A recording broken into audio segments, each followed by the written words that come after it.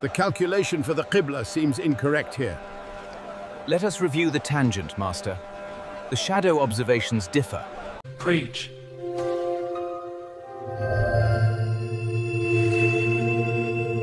One, two, three, Viva Algeria!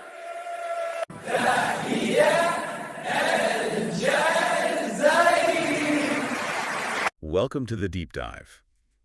Today, we're taking a pretty fascinating and I think often surprising historical journey. I really are. We're going to connect 13th century foundational mathematics, the kind of stuff that built modern finance and science, all the way to some spectacular 21st century international victories. We are unpacking the rich history of Algerian mathematical genius and its powerful contemporary resurgence. That's right. The sources you shared with us, they paint this remarkable picture. It's one where today's triumphs are really rooted in an 800-year-old tradition of knowledge. Right. So our mission today is to connect those two eras, seamlessly, to give you the deep context on a narrative of just astonishing scientific resilience. And the place we absolutely have to begin is in the coastal city of Béjaïa in Algeria. Yes. Centuries ago, this city held a title that is, well, it's just stunning. Our sources repeatedly call Béjaïa the Temple Mondial de Mathématiques. The World Temple of Mathematics. The World Temple of Mathematics. Okay, let's unpack this because that is a massive historical claim. It is, but the geography and the culture of the time really support it. Béjaïa was strategically located. It was a massive hub for trade and intellectual exchange in the medieval period. So crossroads. A huge crossroads. It was a nexus where knowledge from the East and South met, flourished, and then, and this is the crucial part, traveled north into Europe. Okay. This wasn't just a place of commerce. It was like a library, a university, and a laboratory all rolled into one. So if it was the engine room, who was the conduit? Who's the central figure that ties Béjaïa directly to the foundational math that, transformed the Western world? That honor goes to the famous Italian mathematician Leonardo of Pisa, who we all know universally as Fibonacci. Fibonacci, of course. Exactly. His father was a customs officer who traveled and worked in the region, and it was during young Leonardo's time studying and living in Algeria that he just soaked it all in. So he was there. On the ground. On the ground. He assimilated the essential, really cutting-edge knowledge that would eventually form his life's work. Help me visualize that. So here's this young European man living in a bustling North African city in the early 1200s. What exactly was he learning there that was so earth-shattering? He was effectively learning a whole new operating system for math, one that was centuries ahead of anything practiced in Europe at the time. Wow. He learned three key components. First, the revolutionary use of what we call Arabic numerals. Okay. Second, the crucial concept of the mathematical zero and place value. And third, these advanced methods of algebra and general calculation. Let's just linger on those first 2 points for a second, because they really are the foundation. They are. When we talk about Arabic numerals replacing Roman numerals, what was the practical difference for, say, an average merchant? Why was that a revolution? It was the difference between using an abacus and using a calculator. Just try to imagine multiplying, say, L4V by Xlitazdi using only Roman numerals. I can't. My brain just freezes. It's nearly impossible to do on paper. You needed these complex physical tools, like the abacus, just to manage simple arithmetic. The Roman system had no place value. Right. There's no concept of a tens place or a hundreds place. The symbol is the symbol. Exactly. But with the Arabic numeral system, suddenly you have 10 digits, 1 through 9, and 0, and their value comes purely from their position. Seems so simple to us now. But it was a complete paradigm shift. It allows for complex, large-scale calculation to be done quickly, efficiently, and visibly on paper. It literally democratized advanced calculation. And central to that whole place value system is the zero. Which is the second, and I'd argue the most critical piece of knowledge Fibonacci took from Béjaïa. Europe really wrestled with the concept of nothingness having a numerical value. It's a philosophical hurdle as much as a mathematical one. It absolutely is. Without the zero, you cannot establish place value effectively. The concept was, well, it was philosophical and mathematical dynamite. It was Fibonacci who brought that concept back and made it palatable and then essential for European scholars and merchants. So Fibonacci returns to Italy with this incredibly advanced toolkit, Arabic numerals, the zero, algebraic methods, and he publishes his major work, the Liber Abaci. The Book of Calculation. And the sources confirmed this was directly based on the methods he learned in Algeria. Absolutely. And this is where we get the most memorable connection. The Fibonacci sequence itself. By 1, 1, 2, 3, 5, 8. That's the one. We tend to teach it as this, beautiful pattern found everywhere in nature, in sunflowers and shells. Right, the golden ratio's cousin. But its origin in Liber Abaci was far more practical, far more down to earth. How so? The methods he learned in Béjaïa included these very practical problems crucial for commerce, finance, and agriculture. Specifically, calculations related to the expansion of herds. He was modeling how fast a theoretical population of animals would grow over time. Rabbits, wasn't it? The famous rabbit problem. The famous rabbit problem, yes. How many pairs of rabbits can be produced from one pair in a single year? So help me picture that. We're talking about an abstract, elegant mathematical concept that's rooted in the very practical problem of calculating livestock expansion. A problem taught centuries ago in an Algerian intellectual center. It perfectly connects the theoretical to the applied.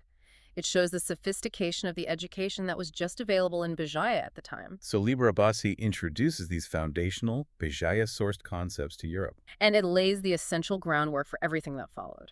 From the early banking systems in Italy to the scientific revelation. It's not an exaggeration, then. Not at all. Béjaïa's legacy literally shaped how Europe counted, traded, and calculated for the next millennium. That's the ancient heritage, then. The foundational genius that once established Algeria as global leader in scientific thought. But, like a lot of regions, that influence, it ebbed over time. A heritage of mathematical genius, yes, but one that, for various reasons, sometimes receded from the global spotlight. Which makes the second half of this deep dive so compelling. Because the sources framing these current successes, they don't see them as isolated anomalies. They call it the resurrection of an ancestral scientific tradition. And that's the perfect framing. And here's where it gets really interesting, connecting that 13th century to right now. The key takeaway here is that this tradition of excellence, it shows incredible resilience. Today's generation of Algerian students isn't just achieving success, they are forcefully reclaiming the nation's historical place among the global scientific elite. And we have specific, spectacular evidence of that. It's coming from the very highest level of international competition. The International Mathematical Olympiades, the IMO. Exactly.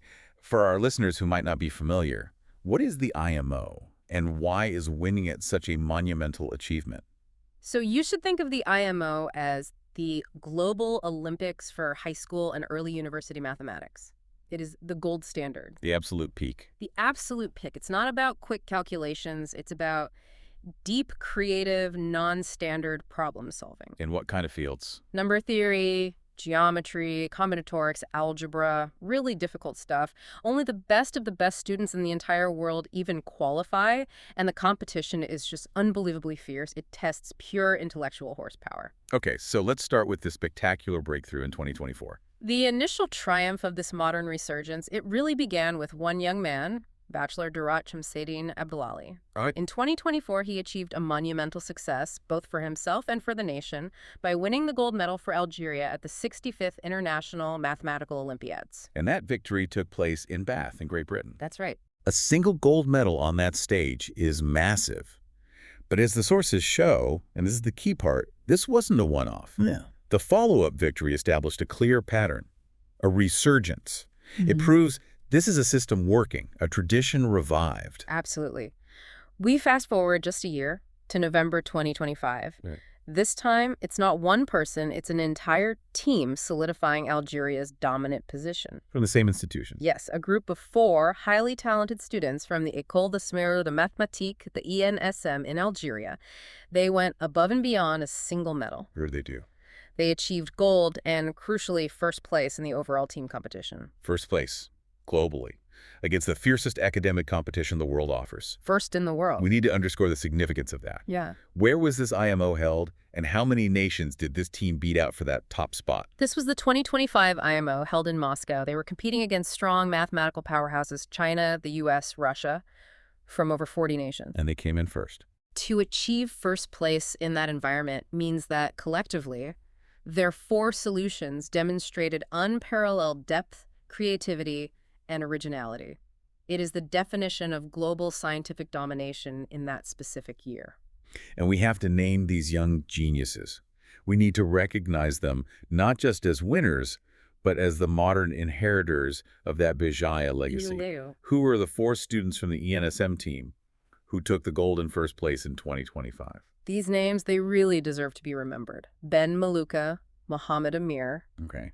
8 Hamdoush Haytham, Boufidjian Abdenasser, and Hamadi Abdelaila. An incredible achievement. They represent the current pinnacle of Algerian mathematical training, and it proves the educational rigor of the École Nationale Supérieure de Mathématiques. What's so fascinating here, connecting the dots, is the source material doesn't just list these accomplishments as, a piece of news. No, not at all. It imbues them with this profound historical meaning. Precisely. We are synthesizing 8 centuries of scientific history right here. We've moved from Fibonacci absorbing the concept of the zero in the Middle Ages, A concept that launched modern computation. to these 4 young men mastering incredibly advanced number theory and geometry to win IMO gold in first place today. This is cultural continuity at its most impactful. The sources describe these young students as the proud bridge. I love that phrasing. Perfect, isn't it? They are connecting Algeria's luminous antique past, where they redefined global calculation, to a future where Algerian science and innovation are not just catching up. No, not at all. They are actively reclaiming their position at the very summit of global thought. It's a powerful, powerful narrative of intellectual resurgence. They are fulfilling that deep ancestral genius. The knowledge that once flowed out of Béjaïa and shaped modern Europe is now being vigorously carried forward by a new generation on the most demanding world stage there is. This deep dive has really brought history to life. For you, the listener, you now move through the world knowing the precise, practical origins of the number 0 in Béjaïa, and the precise names of the young geniuses, Daraj Shamsuddin Abdelali, Ben Maluka, Mohammed Amir, 8 Hamdoush Haytham, Boufidjian Abdenasser, and Hamadi Abdelaila, who are continuing that tradition today. You have the full, detailed picture. And if we connect this incredible story of, historical influence and contemporary resurgence to the bigger picture, it raises an important question for you to consider. Okay. What other fields of excellence or profound contemporary innovations today might be quietly rooted in centuries-old regional knowledge traditions? Traditions we might have overlooked. Exactly. Perhaps overlooked now, that are simply waiting for their own resurrection moment to burst back onto the global stage. Something to chew on as you go about your day. A great provocation to end on. Thank you for sharing your sources with us for this deep dive. We'll see you next time.